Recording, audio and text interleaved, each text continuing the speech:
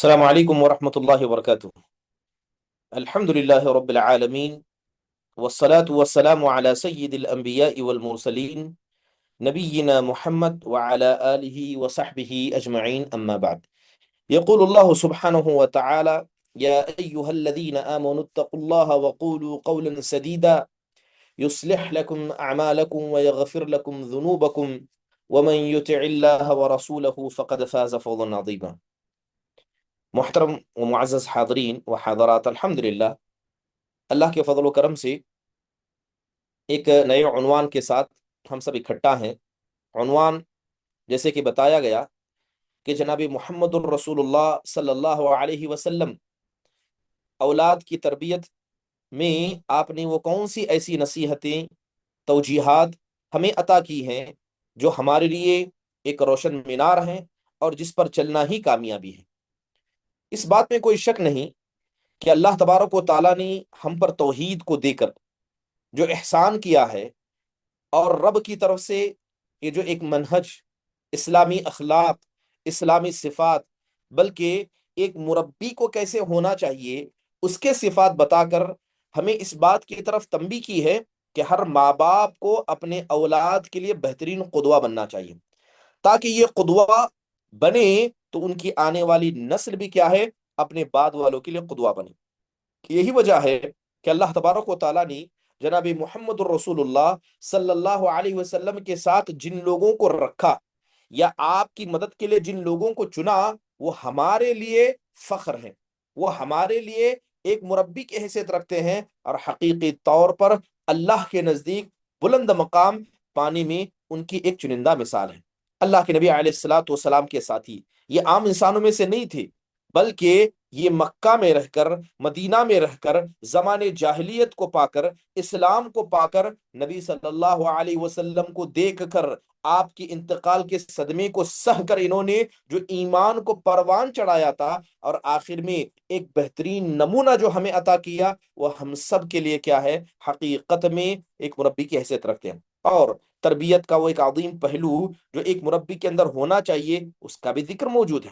محترم حاضرین، بات کریں اگر اولاد کی، سب سے پہلی بنیادی بات آپ یہ سمجھیے کہ اللہ تبارک و تعالیٰ کی بڑی بڑی نعمتوں میں جس کا ذکر اللہ نے قرآن میں کیا ہے، ان میں سے ایک عظیم نعمت یہ اولاد کی نعمت ہے۔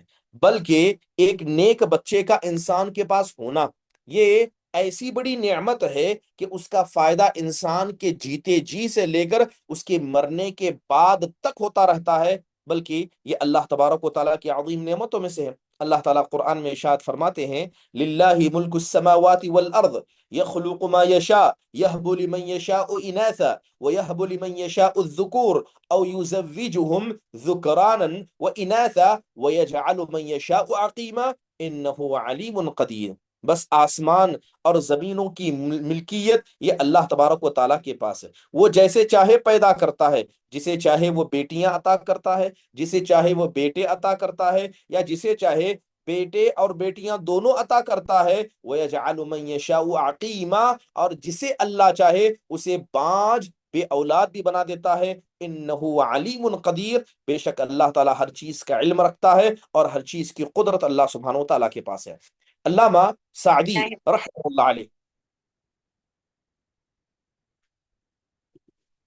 علامہ سعدی رحمہ اللہ علیہ یہاں پر اس آیت کے ماتحت میں کہتے ہیں کہ اللہ تبارک و تعالیٰ جسے چاہے ویسے اسے اولاد عطا کرتا ہے۔ لہذا کسی کو اللہ تبارک و تعالیٰ نے صرف بیٹی عطا کی، کسی کو اللہ تعالیٰ نے صرف بیٹا عطا کیے، اور اللہ تبارک و تعالیٰ کسی کو دونوں عطا کرتا ہے، یا کسی کو اللہ بانجھ بنا دیتا ہے۔ انہ علیم، اللہ نے کسے بیٹیاں کیوں عطا کی، اللہ نے کسے بیٹے کیوں عطا کیے، اللہ نے دونوں کسے عطا کیے، بلکہ کسے اللہ نے بانجھ رکھا، ہر چیز کا علم اللہ کے پاس ہے، اور اس کے قبضے قدرت کے بغیر کچھ نہیں ہو سکتا۔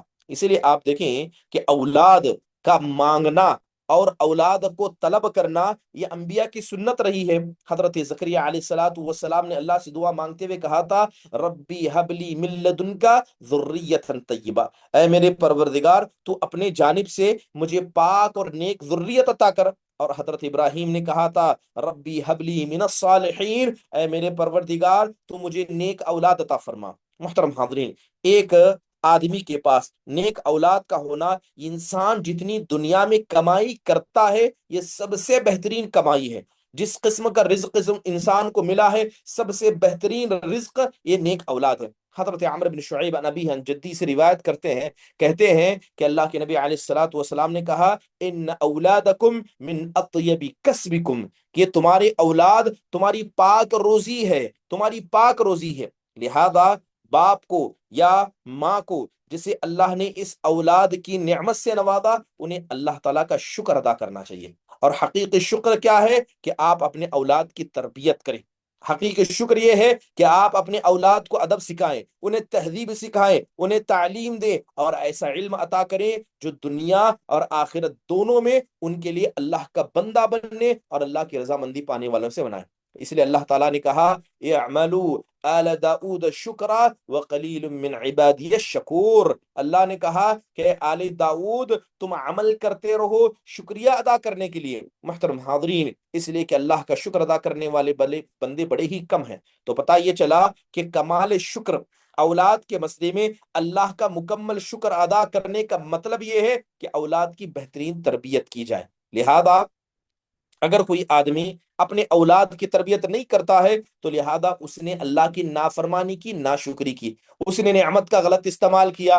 بلکہ بچوں کو بھیڑ بکری کی طرح چھوڑ دینا اور ان کا خیال نہ کرنا، ان کی تربیت نہ کرنا، حقیقت میں یہ برکت کو چھین لیتا ہے۔ یہی بچے بڑے بن کر ماں باپ کے لیے آزمائش بن جاتے ہیں، بڑے ہو کر یہ ماں باپ کے لیے جیتے جی قبر بن جاتے ہیں، انہیں جیتے جی مار دیتے ہیں، کیونکہ جن ماں باپ نے اپنے بچوں کو بچپن میں برباد کیا، یہ بچے بڑے ہو کر ماں باپ کو برباد کر دیتے ہیں، اور حقیقت میں ایسا ہوتے ہوئے دیکھا گیا۔ محترم حاضرین، یاد رکھیے، بات اگر اسلامی تربیت کی جائے تو اسلامی تربیت یعنی بچوں کی تربیت کرنا یہ اہم واجبات میں سے ہے۔ بہت سے لوگ سمجھتے ہیں کہ تربیت کا مطلب یہ ہے کہ یہ سنتوں میں سے ہے، یہ مستحبوں میں سے ہے، انسان کر لے تو اچھا ہے۔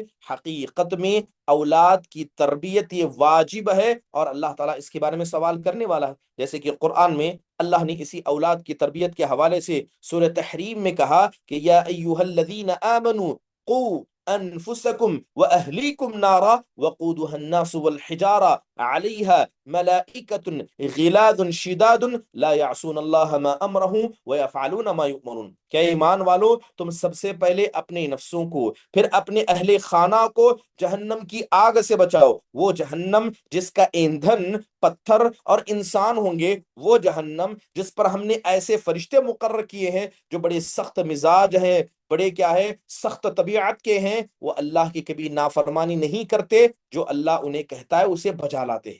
اس لیے امیر المؤمنین علی بن ابی طالب رضی اللہ عنہ اس آیت کے بعد تحت میں کہا کرتے علموہم وادبوہم، کہ اولاد مل جائے تو انہیں تم علم سکھاؤ، تم انہیں ادب سکھاؤ۔ دوسری جگہ اللہ تعالیٰ نے کہا وَأْمُرْ أَهْلَكَ بِالصَّلَاةِ وَاسْتَبِرْ عَلَيْهَا لَا نَسْأَلُكَ الرِّزْقَ نَحْنُ نَرْزُقُكَ وَالْعَاقِبَةُ لِلتَّقْوَى۔ سورہ طٰہٰ کی آیت کریمہ ہے، اللہ کہتا ہے کہ آپ اپنے اہل خانہ کو نماز کا حکم دیں، اس پر آپ جمے رہیں، ہم آپ سے رزق نہیں مانگتے۔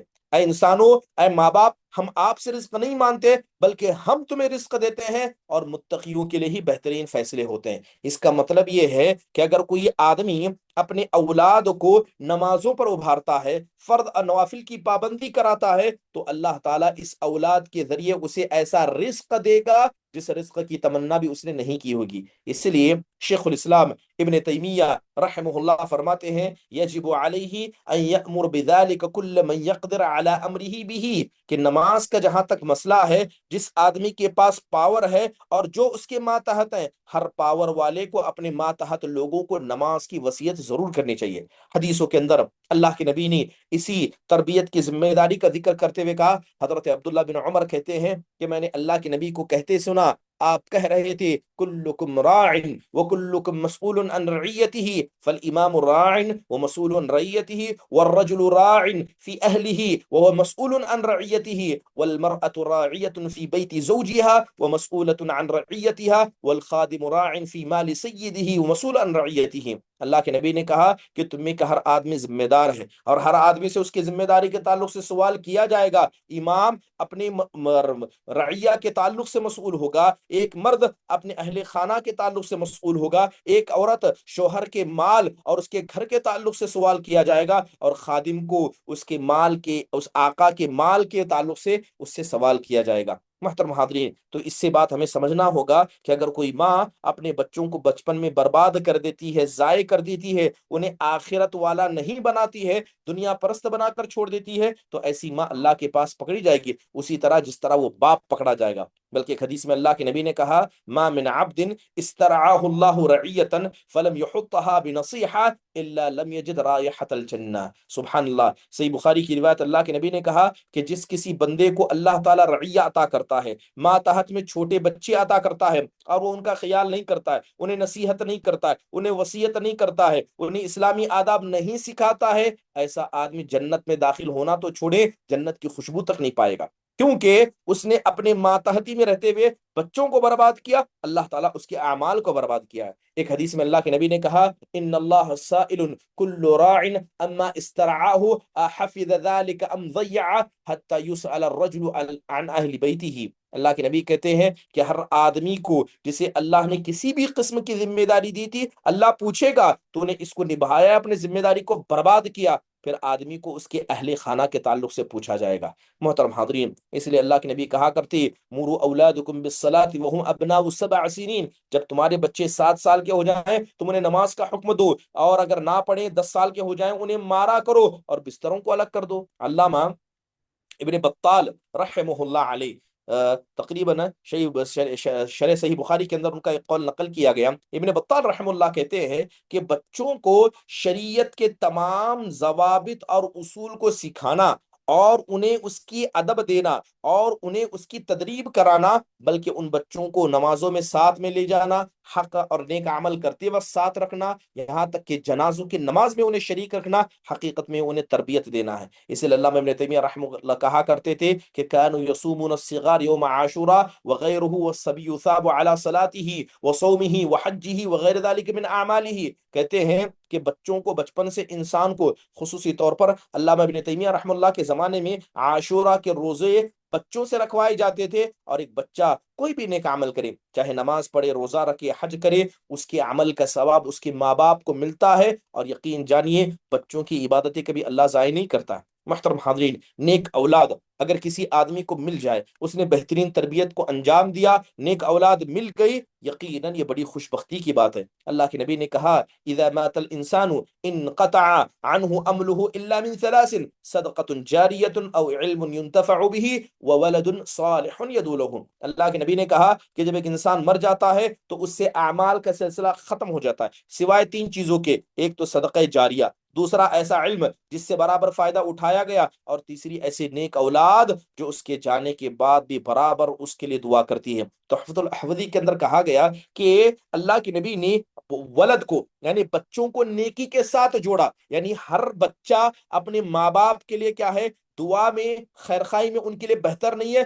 بلکہ کہا گیا الولد الصالح، نیک بچہ، یعنی جو نیک ہو، جس کی تربیت نیکی سے کی گئی ہو۔ اس کا مطلب یہ ہے کہ ہر بچہ اپنے ماں باپ کے لیے مرنے کے بعد نیک ہو، یہ ضروری نہیں ہے، اور ہر بچہ جو مرنے کے بعد اپنے ماں باپ کے لیے دعا کرے، اس کی دعا قبول ہو، ضروری نہیں ہے اللہ کہ وہ آدمی نیک ہو، بچہ نیک ہو۔ اگر وہ نیک ہوگا تو اس کا اجر اس کو ملے گا، اور بچے کی دعا کیا ہے، قبول کی جائے گی۔ ایک حدیث میں اللہ کے نبی نے کہا، ان الرجل لترفع درجته في الجنة فيقول ان هذا فيقال باستغفار ولدك لك۔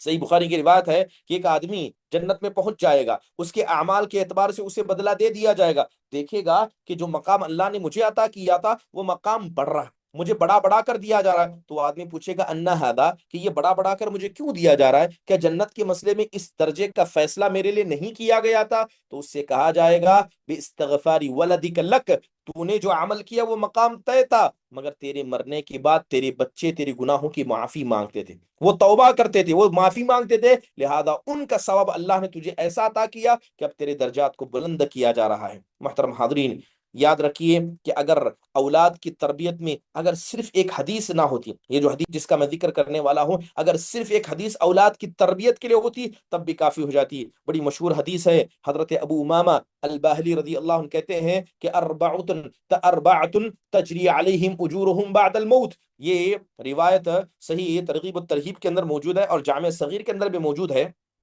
روایت بیان کرتے ہوئے کہتے ہیں کہ اللہ کے نبی صلی اللہ علیہ وسلم کو میں نے کہتے ہوئے سنا کہ چار چیزیں ایسی ہیں کہ مرنے کے بعد بھی اس کا ثواب انسان کو ملتا ہے۔ مرابط فی سبیل اللہ، ایسا آدمی جو اللہ کی راہ میں مرابط کرتے ہوئے اسلامی شریعتی حدود کی نگہبانی کرتے ہوئے مرا۔ ومن عمل عملا اجری له مثل ما عمل، اس کے علاوہ انسان ایک عمل کرتا رہا، مرنے کے بعد بھی اس کا عمل جاری رہا، اس کا ثواب اس کو ملتا ہے۔ ورجل تصدق بصدقة فاجرها له ما جرت، کہتے ہیں کسی نے صدقہ کر دیا، دنیا سے چلا گیا، مگر اس صدقے سے لوگ فائدہ اٹھا رہے ہیں، اس کا ثواب ملے گا۔ پھر کہا گیا وَرَجُلٌ تَرَكَ وَلَدًا صَالِحًا فَهُوَ يَدْعُو لَهُ، اور چوتھی چیز کہ جس کسی انسان نے اپنے پیچھے نیک اولاد کو چھوڑی اور نیک اولاد اس کے لیے دعا کرتی رہے گی، اللہ کے نبی صلی اللہ علیہ وسلم کہتے ہیں اس کا ثواب برابر اس آدمی کو ملتا جائے گا۔ ابو سعید خدری رضی اللہ عنہ کی روایت ہے، اللہ کے نبی نے کہا جس کسی کو اللہ نے 3 بیٹیوں سے نوازا، اس نے ان کی بہترین صحبت کی، بہترین سے ان کی تربیت کی، فَلَهُ الْجَنَّةُ، تو آپ کہتے ہیں اس کے لیے جنت ہے۔ اور اس کا مطلب کیسے؟ جنت کا مطلب کیا ہے؟ فَأَدِّبَهُنَّ وَأَحْسَنَ إِلَيْهِنَّ وَزَوَّجَهُنَّ فَلَهُ الْجَنَّةُ، کہ جس کسی نے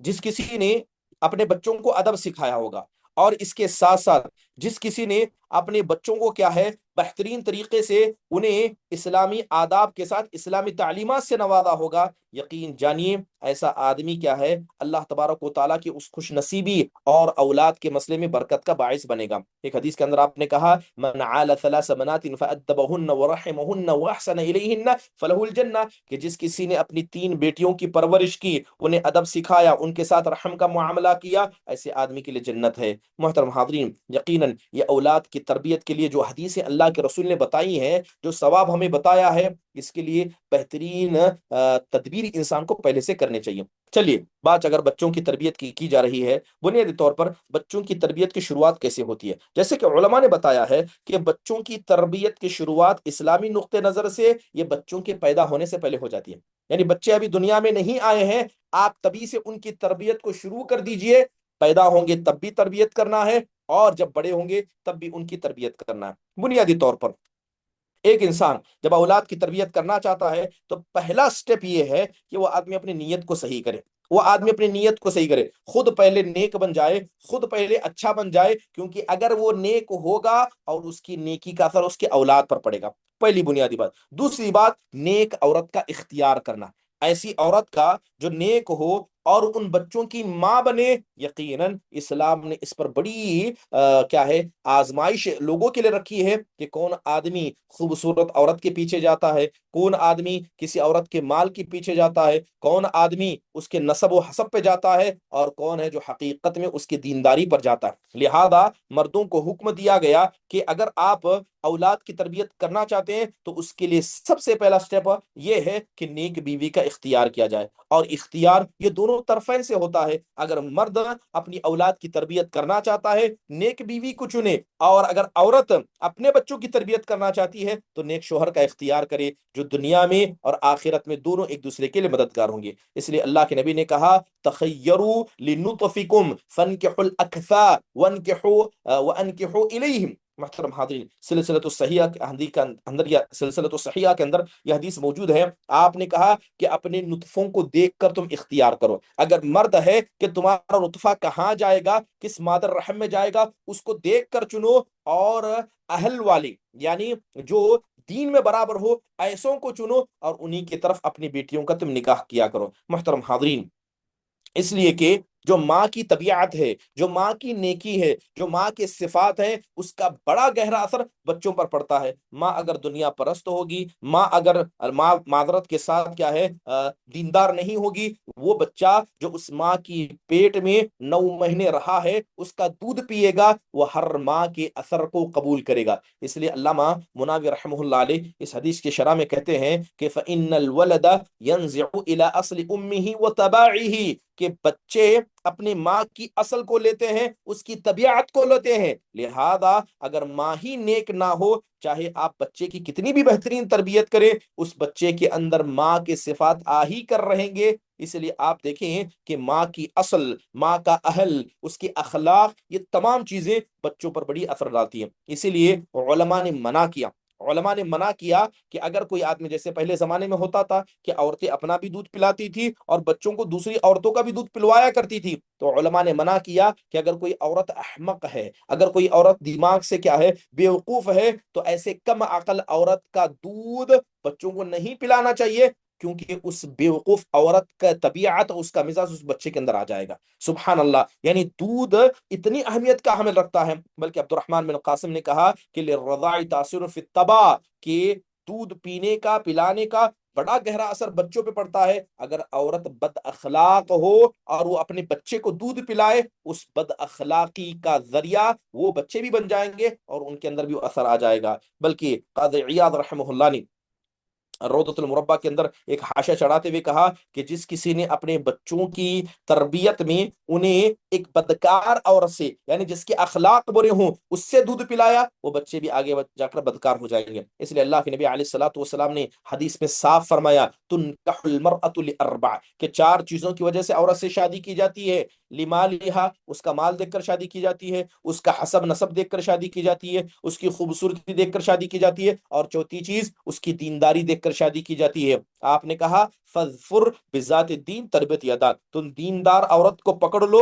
وہ شادی ہونے کے بعد تمہارے نزدیک سب سے خوبصورت بن جائے گی۔ تم دیندار عورت کو پکڑ لو، وہ نسب کے اعتبار سے سب سے پاورفل بن جائے گی۔ تم دیندار عورت کو پکڑ لو، اللہ تبارک و تعالیٰ اس سے جو تم کو سکون عطا کرے گا، وہ دنیا بھر کے مال سے تمہارے لیے بہتر ہوگا۔ بس دیندار عورت کو پکڑ لے، اللہ تعالیٰ اسے مال بھی عطا کرے گا۔ دیندار عورت کو چن لے، وہ آنے والے بہترین خاندان کی بنیاد ہوگی۔ دیندار عورت کو پکڑ لے، کیونکہ اخلاق کی خوبصورتی عمر کے جانے سے ختم نہیں ہوتی، جبکہ جسم کی خوبصورتی عمر کے جانے سے ختم ہوتی ہے۔ محترم حاضرین، نیک بیوی کا ہونا اور نیک بیوی کے ساتھ انسان کا رہنا حقیقت میں تربیت کے مسئلے میں دو ان پہیوں کی طرح ہے۔ آپ جانتے ہیں کہ ٹرین 2 پٹریوں پر چلتی ہے، اسی طرح ماں اور باپ کا دونوں کا نیک ہونا یہ صحیح خاندان کی بنیاد کے لیے بالکل ضروری ہے۔ باپ اگر بدکار ہو، ماں نیک ہو، تب بھی تربیت پر بڑا گہرا اثر پڑتا ہے۔ ماں کتنی بھی نیک ہو، باپ بدکار ہو، اس کا بھی بڑا گہرا اثر کیا ہے؟ بچوں کی تربیت پر پڑتا ہے۔ محترم حاضرین، ایک جیسے کہ حکما نے اس روایت کو نقل کیا ہے کہ ایک بچہ آیا اور آ کر کہنے لگا اتريد تربيني ابني فماذا افعل، تو ایک آدمی نے آ کر کہا کہ میں اپنے بچوں کی تربیت کرنا چاہتا ہوں، میں اس کے لیے کیا کروں؟ تو پوچھا کم عمرہ، کہا تم بچے کی تربیت کا سوال کرنے آئے ہو، کتنی عمر ہے اس کی؟ کہنے لگے کہ 1 مہینے کا بچہ ہے۔ کیا کر آدمی سوال کرتا ہے کہ میں اپنے بچے کی تربیت کرنا چاہتا ہوں، یہ بتائیے کہ میں کیسے کروں؟ تو پوچھا بچہ کتنے عمر ہے؟ کہا 1 مہینے کی ہے۔ تو حکیم نے جواب دیا تم نے بڑی لیٹ کر دی، تم نے بڑی تاخیر کی، کیونکہ بچوں کی تربیت کی شروعات ان کے پیدا ہونے سے پہلے کی جاتی ہے۔ تمہارا بچہ پیدا ہو گیا، 1 مہینے کو ہو گیا، اب تم اس کی تربیت کے بارے میں سوچ رہے ہو۔ تو بنیادی طور پر یہ بڑی عظیم چیز ہے کہ انسان صحیح عورت کا اختیار کرے، کیونکہ صحیح عورت کا، خصوصی طور پر دیندار عورت کا اختیار کرنا یہ بڑا اہم ہے، بڑا ضروری ہے۔ محترم حاضرین، اس کے علاوہ اولاد کی تربیت کا بہترین ذریعہ یہ ہے کہ انسان دعاؤں کا اہتمام کرے، کیونکہ اسلام نے شادی کے مسئلے میں ہمیں دعا سکھائی ہے، خصوصی طور پر بچوں کو شیطان کے وسوسے سے بچانا، کیونکہ آپ جانتے ہیں کہ شیطان ہی انسان کا ازلی دشمن ہے۔ شیطان کی دشمنی بچوں کے ساتھ اتنی خطرناک ہے کہ ایک معصوم بچہ جو ابھی اپنی ماں کے پیٹ سے نکلا ہے، اسے دنیا کے بارے میں کچھ نہیں پتا، اللہ تعالیٰ نے بالغ ہونے تک اسے معصوم قرار دیا، ویسا بچہ دنیا میں آتی شیطان اسے کچوکا لگاتا ہے، شیطان اسے نوچتا ہے، اس ابن آدم کو رلاتا ہے، تکلیف دیتا ہے۔ تو آپ کو کیا لگتا ہے کہ اگر ماں باپ اپنے بچوں کے لیے شیطان سے پناہ نہ مانگے کیا اللہ تبارک و تعالیٰ اور اس کے علاوہ بس اللہ اپنے رحمت سے اس بچے کو شیطان سے بچا لے گا؟ ایسا نہیں ہو سکتا، اس لیے اللہ کے نبی نے دعا سکھائی۔ حضرت ابن عباس کہتے ہیں اللہ کے نبی نے کہا لو ان احدہم اذا اراد ان یأتی اہلہ قال بسم اللہ اللہم جنبنا الشیطان وجنبنا الشیطان ما رزقتنا فإنہ ان یقدر بینہما ولد فی ذلک لم یضرہ شیطان ابدا۔ اللہ کے نبی نے کہا کہ جب تمہیں کا کوئی آدمی اپنے اہل خانہ کے پاس آنا چاہتا ہے تو کہے بسم اللہ، اے اللہ میں اللہ کے نام سے شروع کرتا ہوں، اے اللہ تو مجھے شیطان سے بچا، اور اس ملاقات سے جو اولاد ہوگی، جو رزق ہوگا، اے اللہ تو اس کو شیطان سے بچا۔ اللہ کے نبی کہتے ہیں کہ اگر اس ملاقات جس میں اس نے دعا کا اہتمام کیا ہے، اگر اسے اولاد پیدا ہو جاتی ہے تو شیطان اسے تکلیف نہیں پہنچا سکتا۔ علماء نے بتایا کہ شیطان اس کو کبھی کافر نہیں بنا پائے گا، کیونکہ ماں باپ نے دعا کا اہتمام کیا تھا، وہ دیندار ہو کر رہے گا۔ دوسری بات یہ ہے کہ جب ماں باپ بچے کی تربیت کریں گے تو اس بچے کی پر تربیت کا پورا اثر پڑے گا، شیطان اسے تربیت سے گمراہ نہیں کر پائے گا۔ سبحان اللہ، صرف دعا کا اہتمام کرنا حقیقت میں یہ بچے کی تربیت سے یہاں سے شروع ہوتی ہے۔ اس کے علاوہ انسان سمجھتا ہے کہ شادی ہو گئی ہے، اللہ اولاد دے گا تو مجھے نیک ہی اولاد دے گا، ایسا ہونا ضروری ہے۔ اگر ایسا ہوتا کہ بن مانگے اللہ ہر انسان کو نیک اولاد دے دیتا تو انبیاء علیہ الصلوۃ والسلام نیک اولاد کے لیے دعا نہیں کیا کرتے تھے۔ وہ تو انبیاء تھے، وہ تو اللہ کی دین کی خدمت کر رہے تھے، انہوں نے اللہ سے دعا مانگی، کیونکہ نیک اولاد دعا کے مانگنے سے انسان کو ملتی ہے۔ اگر کوئی آدمی کسی کو اللہ نے بغیر مانگے نیک اولاد دی ہے تو یہ اللہ کا اس پر فضل ہے، ورنہ حقیقت میں نیک اولاد یہ ایسی بڑی نعمت ہے کہ مانگنے سے ہی انسان کو ملتی ہے۔ حضرت زکریا نے علیہ الصلوۃ والسلام نے سورہ آل عمران کے اندر موجود ہے کہ انہوں نے دعا کرتے ہوئے کہا ربی حب لی من لدنک ذریۃ طیبہ انک سمیع الدعاء، اے میرے پروردگار تو مجھے نیک اور پاک ذریت عطا کر، تو دعا کو سننے والا ہے۔ تو حضرت زکریا علیہ الصلوۃ والسلام نے کیا کہا؟ ذریۃ طیبہ، بس اولاد نہیں مانگی، کہا کہ اللہ تو مجھے مبارک و نیک اولاد عطا فرما۔ حضرت ابراہیم نے بھی کہا ربی حبلی من الصالحین، اے اللہ تو مجھے صالح نیک عطا فرما۔ سوال یہ ہے کہ حضرت ابراہیم، حضرت زکریا علیہ الصلوۃ والسلام، ان دونوں کے پاس اولاد نہیں تھی۔ حضرت ابراہیم کی بڑی عمر ہو گئی، حضرت زکریا کی بڑی عمر ہو گئی۔ جیسے آج کل کسی کے گھر میں 2 4 5 سال 8 سال 10 سال 20 سال تک اولاد نہ ہو تو لوگ عورتوں کو بانجھ کہنے لگتے ہیں، لوگ انہیں تانا دینے لگتے ہیں، جبکہ اولاد کی نعمت کا عطا کرنا نہ یہ مرد کے ہاتھ میں ہے نہ عورت کے ہاتھ میں۔ آپ دنیا کی کوئی بھی ٹیکنالوجی کا استعمال کریں، اگر اللہ نے اولاد کی نعمت نہیں لکھی ہے انسان اس سے محروم ہو کر رکھے گا، اور اگر اللہ نے لکھی ہے اور اس کا وقت اللہ نے طے کیا ہے، آپ کتنے بھی علاج کرنے وہ وقت پر ہی اولاد ہوگی۔ جیسے حضرت ابراہیم اور زکریا علیہ الصلوۃ والسلام یہ بوڑھے ہو گئے تھے، انہیں اولاد نہیں تھی۔ ایسی حالت میں جب انسان بوڑھا ہو جائے اسے سہارے کی ضرورت پڑتی ہے، وہ سہارے کو تلاش کرنے لگتا ہے، نیک اولاد کو تلاش کرتا ہے۔ ایسے حالت میں ان دونوں نے اپنے دل کے غبار کو اللہ کے سامنے رکھا، اپنی کمزوری کو، اپنی عاجزی کو،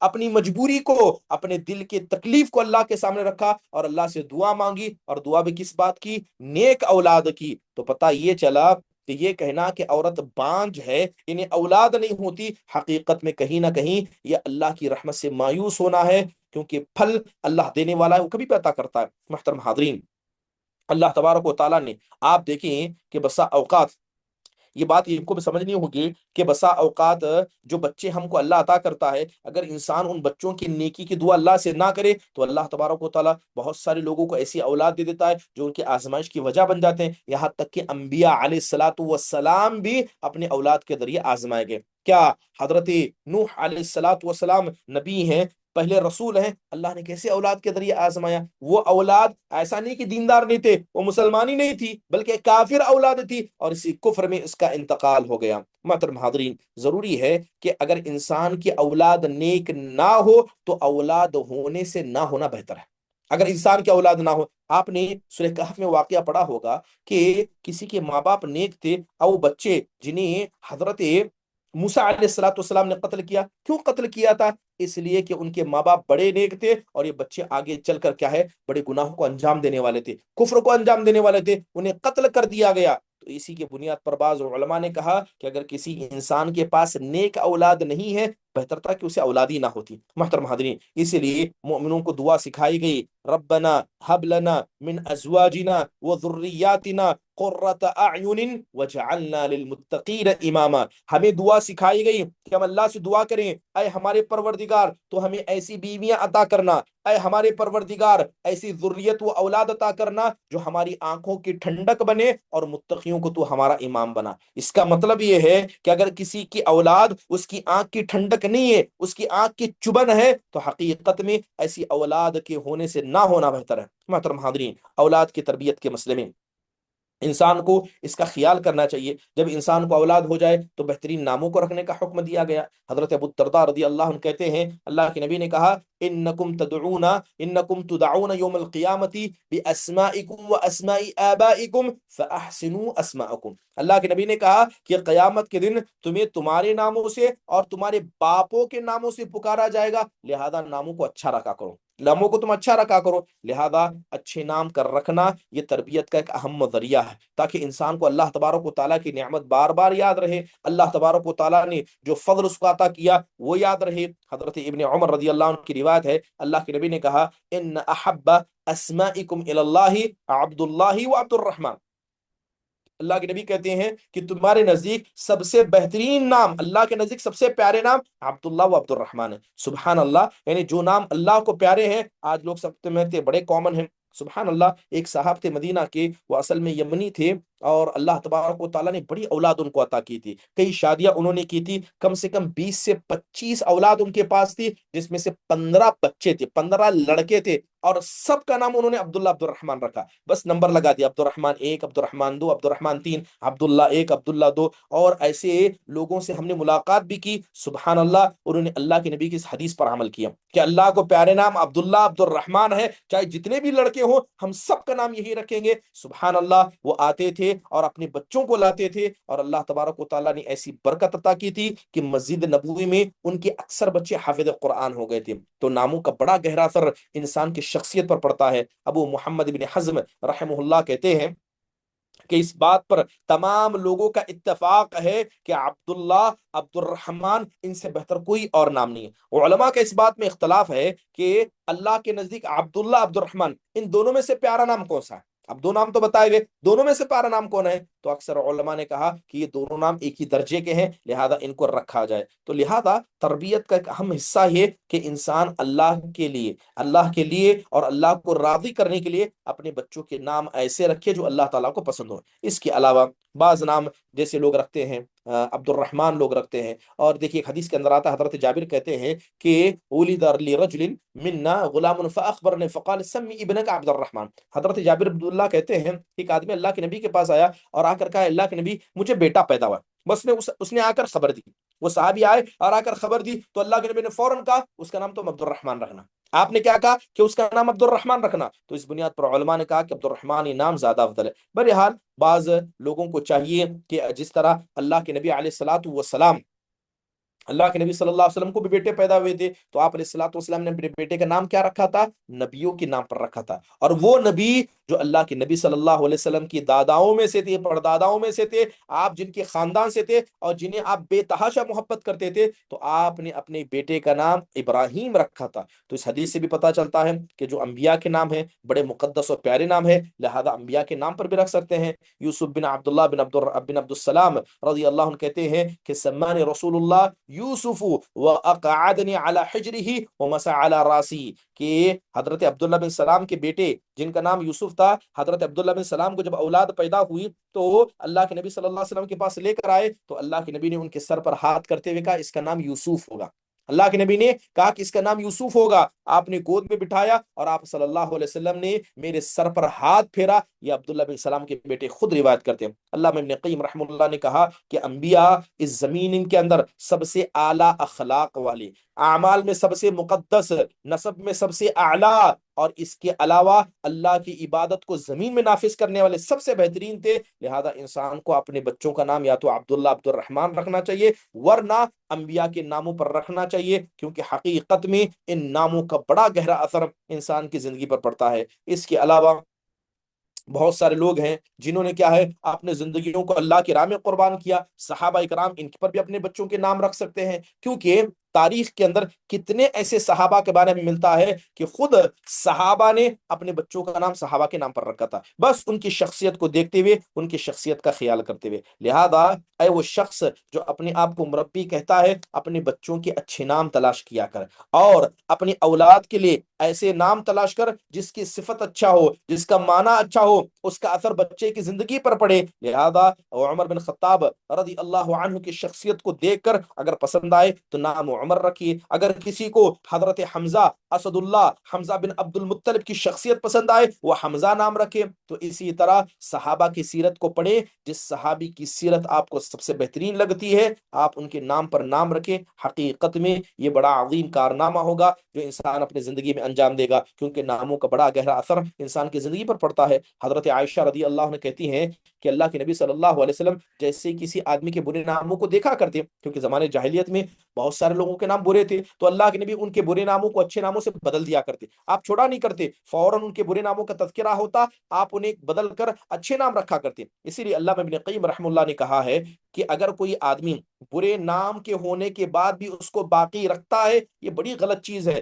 بلکہ وہ زمین کے اندر کیا ہے، برائی کو عام کرتا ہے۔ لہذا اگر نام برا ہے اس کو بدل دینا چاہیے، چاہے انسان کو جتنی بھی مصیبت آئے۔ اس کے اندر آپ دیکھیں کہ اللہ کے نبی علیہ الصلوۃ والسلام کے تعلق سے قصے ملتے ہیں۔ حضرت عمر بن فاروق رضی اللہ عنہ نے ایک آدمی سے پوچھا تمہارا نام کیا ہے؟ تو اس نے کہا کہ جمرہ، یعنی دہقتا وہ کوئلہ، میرا نام جمرہ ہے۔ تو اب پوچھا گیا تم کس کے بیٹے ہو؟ کہا ابن الشہاب، میں، یعنی شہاب کہتے ہیں وہ آگ کے انگارے کو، کہتے ہیں کہ میں آگ کا ٹکڑا ہوں اور میرے ابا کا نام شہاب ہے، یعنی جو آگ سے نکلا ہے۔ کہا کہ میں جمرہ ابن شہاب ہوں۔ تو حضرت عمر نے کہا کہ کس جگہ کے تعلق رکھتے ہو؟ تو کہا من الحرقہ، ایک جگہ کا نام تھا حرقہ، اور حرقہ کہا جاتا ہے جہاں آگ لگ جاتی ہے اس کو کہتے۔ کہا اس جگہ سے ہوں۔ تو کہا کہ تم کہاں رہتے ہو؟ کہا بحرۃ النار، کہا کہ میں جہاں آگ دہکتی ہے میں وہاں رہتا ہوں۔ تو کہا کہ بلات اللظہ، بڑا ایک اچھا واقعہ ہے۔ تو حضرت عمر بن خطاب رضی اللہ عنہ نے اس الفاظ سے عبرت پکڑی اور اس آدمی کو کیا ہے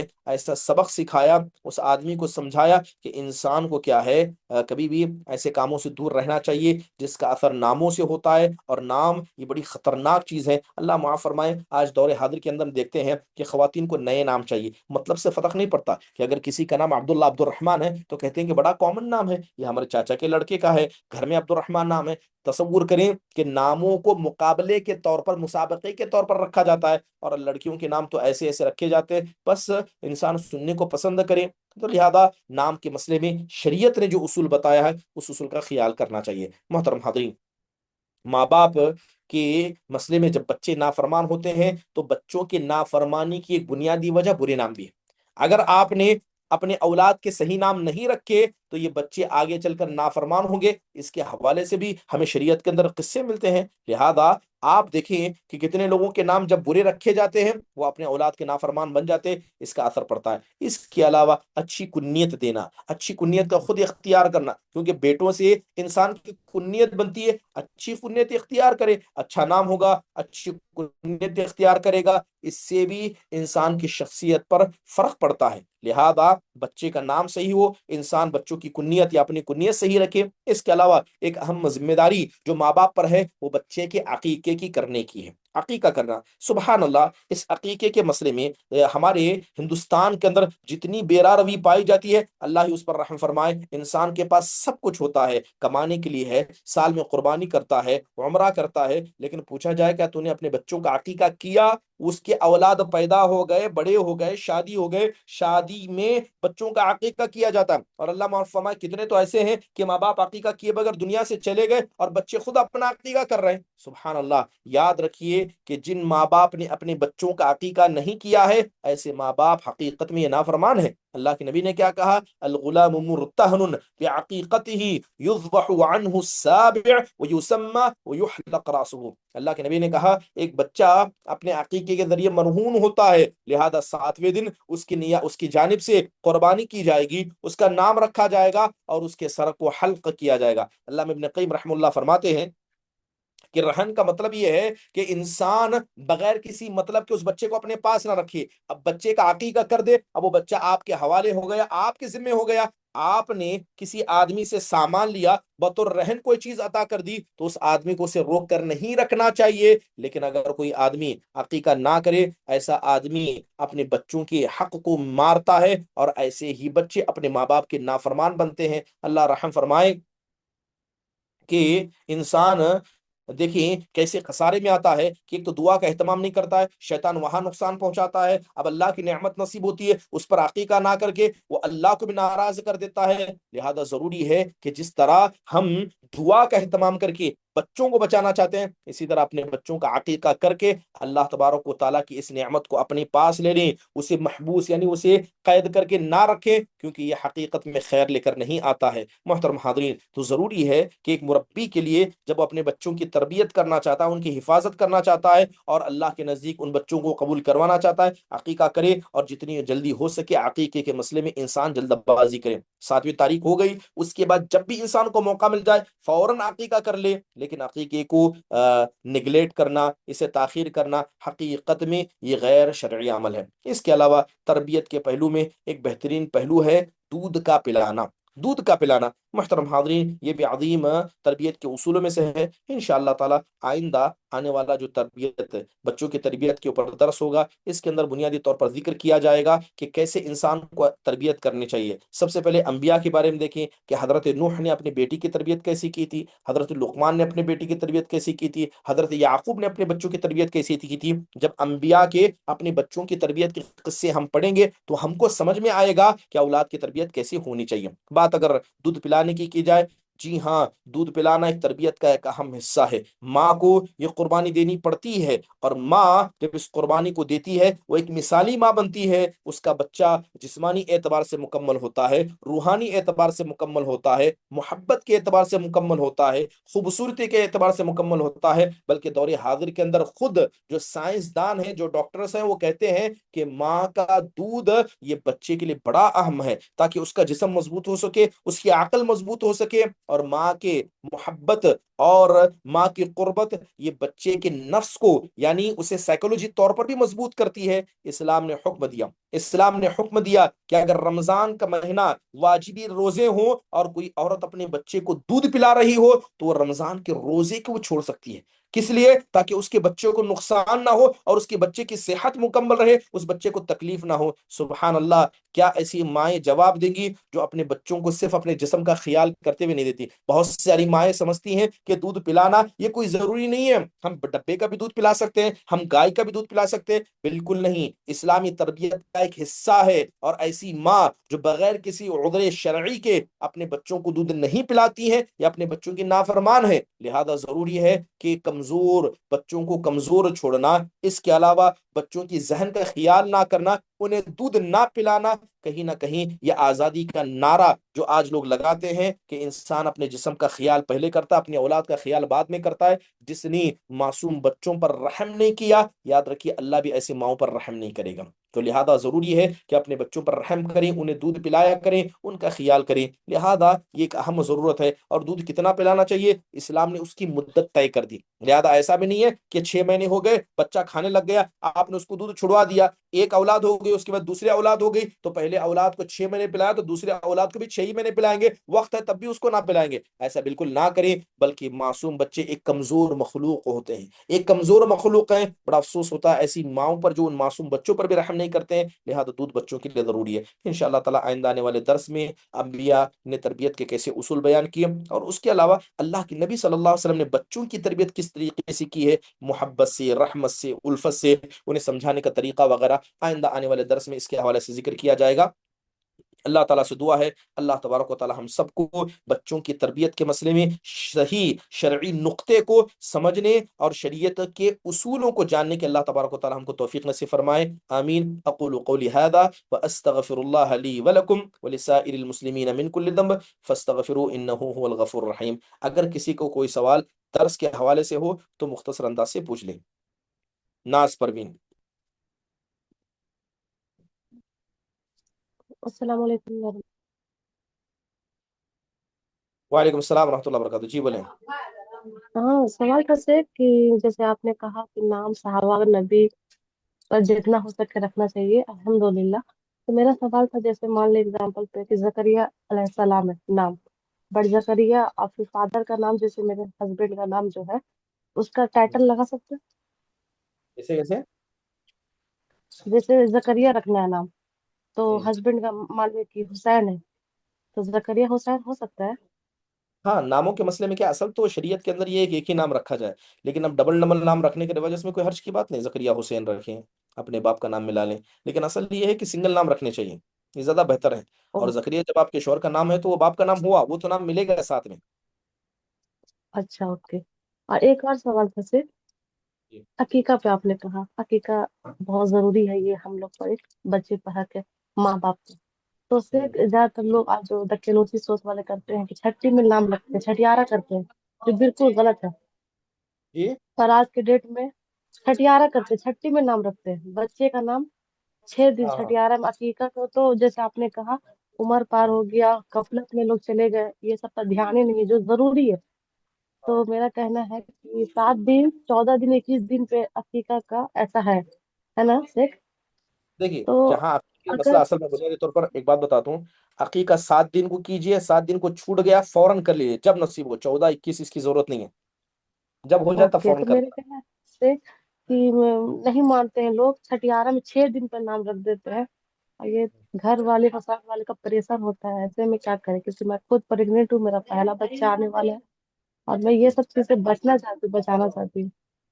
तो देखिए, जहां तक नाम का आप, मसला है, बुनियादी तौर पर मैं एक बात बता दूं, 7वें दिन नाम रखना अफजल है, ठीक है, 7वें दिन नाम रखना अफजल है। जैसे अल्लाह के नबी ने क्या कहा, कुल्लु गुलामिन रहीनतुन बिअकीकतिही तुज़बहु अनहु यौम साबिही, कि हर बच्चा अपने अकीके के जरिए मरहून है, 7वें दिन नाम रखा जाएगा। लेकिन सवाल यह है, क्या 7वें दिन से नाम पहले नहीं रखा जा सकता? बिल्कुल रखा जा सकता है। अभी मैंने हदीस सुनाई, अल्लाह के नबी ने कहा, उलिद लिय लैलतु गुलामुन, कि आज रात मुझे एक बच्चा पैदा हुआ और मैंने उसका नाम इब्राहिम रखा। बच्चा पैदा हुआ है, फौरन आपने नाम रखा, रख सकते हैं, जायज है, छठे दिन रखिए, 5वें दिन रखिए, पहले दिन रखिए, रख सकते हैं। लेकिन नबी सल्लल्लाहु अलैहि वसल्लम की सुन्नत तो अफजल क्या है, 7वें दिन रखा जाए। जज़ाकल्लाह खैर कैसे। अल्लाह मरहबा। दाऊद। अस्सलाम वालेकुम शेख। वालेकुम सलाम रहमतुल्लाहि व बरकातहू।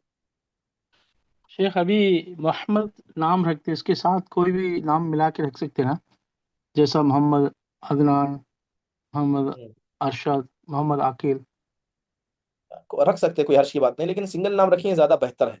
आजकल जो मसाइल हैं उसी एतबार से, और सिंगल नाम रखना ज्यादा बेहतर है। या तो आप रखना है तो अब्दुल्ला अब्दुलरहमान रखिए, नहीं आपको नाम ही रखना मोहम्मद रखिए, सिर्फ अहमद रखिए। अब हमारे यहाँ डबल डबल नाम रखने का एक रिवाज बन गया है, मोहम्मद दाऊद, दाऊद जी अहमद। तो असल हमारे जी नजदीक मोहम्मद अहमद नहीं है, मोहम्मद अहमद एक एक्स्ट्रा नाम है, असल नाम दाऊद है। जबकि शरीयत के अंदर होना ये चाहिए कि मोहम्मद और अहमद असल होने चाहिए नाम। तो जी नियतों से बड़ा फर्क पड़ता है। जी जी। शुक्रिया शेख, जज़ाकल्लाह खैर। या कल्ला मरहबा। मोटरोला मोटो। वालेकुम सलाम रहमतुल्लाहि व बरकातहू। जी।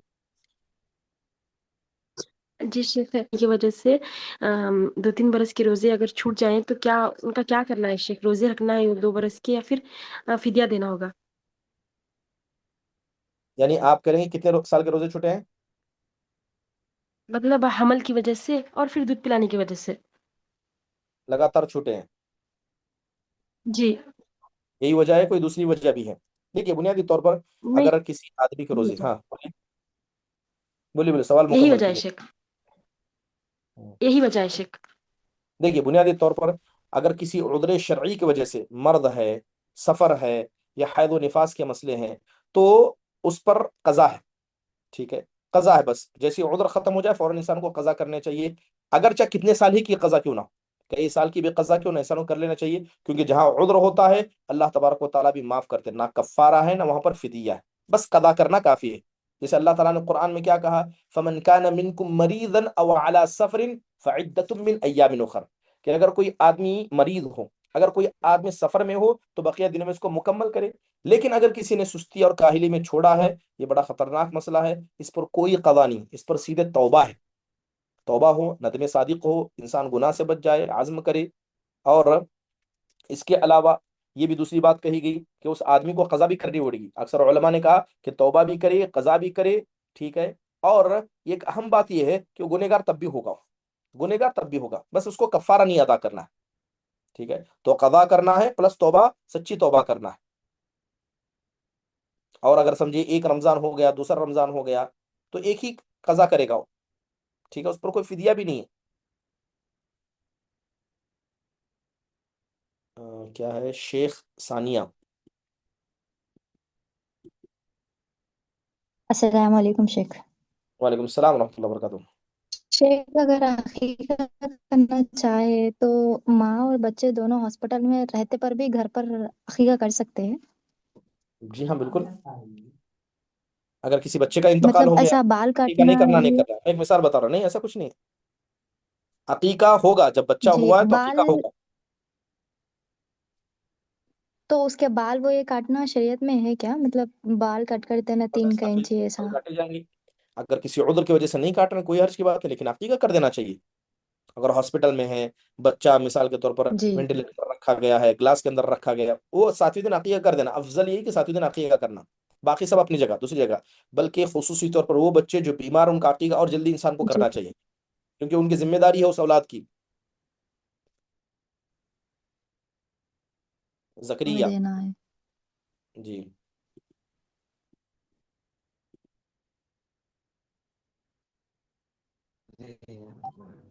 السلام زکریا. علیکم ورحمۃ اللہ وبرکاتہ. ذاکر, ہاں جی, وعلیکم جی السلام ورحمۃ اللہ وبرکاتہ. السلام علیکم ورحمۃ اللہ وبرکاتہ. السلام ورحمۃ شیخ، اللہ وبرکاتہ. یہ ماں باپ نے عقیقہ نہیں کیا بچوں کا، جیسے بچوں نے بھی نہیں کیا ماں باپ کا، اب وہی ماں باپ 60-70 سال کے ہو گئے تو اب بچے ان کا کر سکتے ہیں عقیقہ یہ عمر میں؟ اب ان کا جو مال ہے ماں باپ کا, اس سے کر دینا چاہیے. اور بچے جیسے بوڑھے ہو جائیں, اصل بچوں کی ذمہ داری تو نہیں ہے, لیکن اگر کوئی ماں باپ ہیں جن کے ماں باپ نے ان کا عقیقہ نہیں کیا, تو انسان اپنے عقیقہ کر سکتا ہے. یعنی جو ایج کرنا ساٹھ چاہیے, لیکن ستر اصل سال کے ذمہ ہونے داری کے ماں بعد بھی باپ کر کی ہے. سکتے ہیں؟ جی. جی جی. جی نہیں، بولیے. ماں باپ چلے گئے، ابھی وہ بچے جیسے 60-70 سال کے ہو گئے تو وہ ہوں. ابھی وہ ان کے بچے ان کا عقیقہ آپ کر سکتے یہ عمر میں؟ یعنی انتقال ہو کر چلے گئے, کیا ہے, ہاں، موجود ماں ہیں. باپ سے انتقال ہو کر چل گئے مگر ان کے بچے نے، ان کو پتا چلا کہ انہوں نے نہیں کیے تھے، تو اب اپنے ہوں. بچے وہ کرنا چاہ رہے ہیں ماں باپ کا عقیقہ، مگر ان کی ایج 60-70 سال ہے، تو وہ کر سکتے کیا عقیقہ دیکھیے, جہاں تک یہ ایج میں متوفع, ان کا؟ جی جی میں بتا رہا ہوں, اگر کسی کا انتقال ہو گیا ہو اور ہمیں پتہ چلا, جیسے ہمارے ماں باپ تھے ان کا انتقال ہو گیا, ہمیں پتہ چلا کہ ان کا عقیقہ نہیں ہوا ہے, تو حقیقہ یہ ہے کہ جو انتقال کر گئے ان کی طرف سے عقیقہ نہیں کیا جانا چاہیے. ٹھیک ہے. راجح قول, اس میں حالانکہ جی اختلاف ہے جی علماء کا, لیکن راجح قول یہ ہے کہ جو دنیا سے چلے گئے ان کا عقیقہ نہیں کیا جائے گا. کیوں نہیں کیا جائے گا؟ کیونکہ عقیقے کو اللہ تبارک و تعالیٰ نے وقت کے ساتھ جوڑا ہے, بچپن کے ساتھ جوڑا ہے, 7ویں دن کے ساتھ جوڑا ہے. اگر 7ویں دن نہیں ہوا بعد میں کرے, لیکن حال یہ ہے کہ یہ دنیا سے چلا گیا, جو اس کی ذمہ داری تھی اس کے ماں باپ کی ذمہ جی داری جی تھی. نہ ماں باپ زندہ ہے نہ بچے زندہ ہیں, دوسروں کی طرف سے کیسے کریں گے؟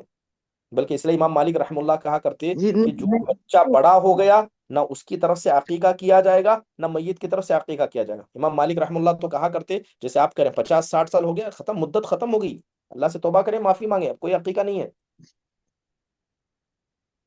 اچھا اچھا. اور سر شیخ، کافی لوگوں کو نہیں کرتے نا کافی لوگ، تو اب بھی ان کی وہی بتا رہے ہم کہ ابھی کسی کسی کو اب پتہ چل رہا کہ کرنا چاہیے 60-70 سال ہو رہے، تو آپ نہیں کر سکتے، یہی پوچھ رہے ہیں ہم.